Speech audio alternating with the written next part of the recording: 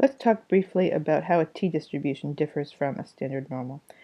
What you're looking at here is a normal curve, and you can see in this table I've made the probability that a value from a normal distribution falls between -2 and 2 is 0.954.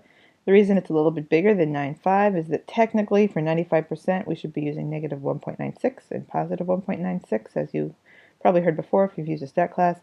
That difference between 1.962 or between 1.96 and 2 is not important. So 95.4% of the time a standard normal falls between -2 and 2. What about a t-distribution with 30 degrees of freedom? So here I just drew one of those in purple. You can see it's very close to the red, even with 30 degrees of freedom.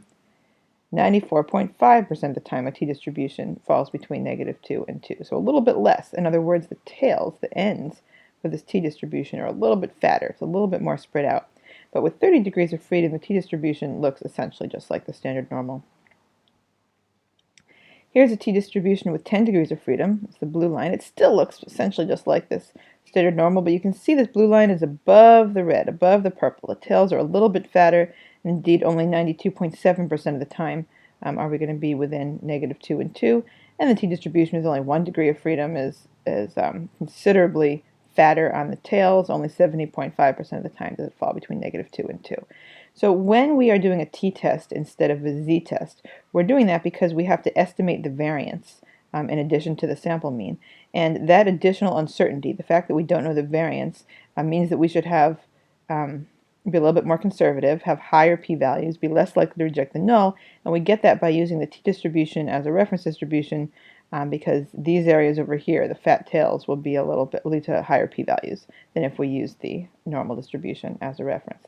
That said, for most cases where you have a reasonable amount of data, the degrees of freedom will be high enough that t is essentially the normal, and you may as well use 2 as a cutoff, and that's what I do in almost all data analyses that I've worked on. What if we have the same idea we've been talking about, sampling from a population, but we have it twice? In other words, we're now going to combine the two sources of uncertainty that we talked about in the beginning of this course, the uncertainty due to sampling from populations and the uncertainty due to having two different groups.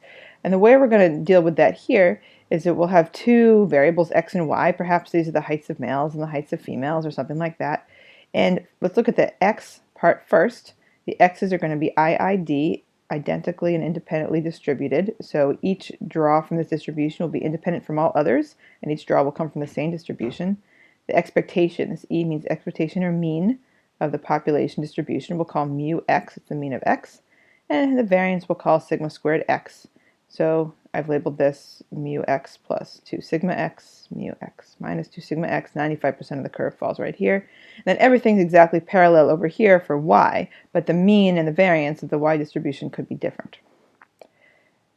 What if we independently sample from x and sample from y? So we're going to grab some men from the distribution of men and some women from the distribution of women, write down the sample mean, and then put them back, draw again from the distribution of men and the distribution of women. Oops. Write down the sample mean again. And if we do that repeatedly, each half of this slide looks like one of the previous slides. X bar, the sample mean, the average height for men, will follow a normal distribution with mean equal to the population mean and variance equal to the population variance divided by the sample size for this part of the data. And then the same thing for y. This is, again, just like what we've done previously, but now we're doing it twice. Let me take off those labels just because it makes the slide messy and it's easier to see what's going on if we look at it this way. Here I've replicated the bottom of the previous slide. Nothing has changed. What am I going to do next?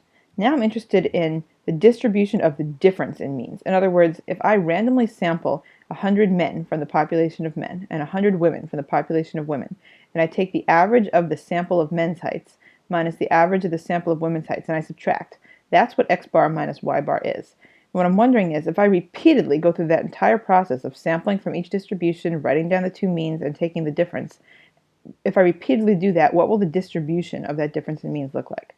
And this is what we get here. X bar minus y bar is expected to be normal. We've got a normal minus a normal. It's going to give us a normal. The expected value, the mean of this difference, is expected to be the difference between the two population distributions, the actual difference between the population of men's mean height and the population of women's mean height.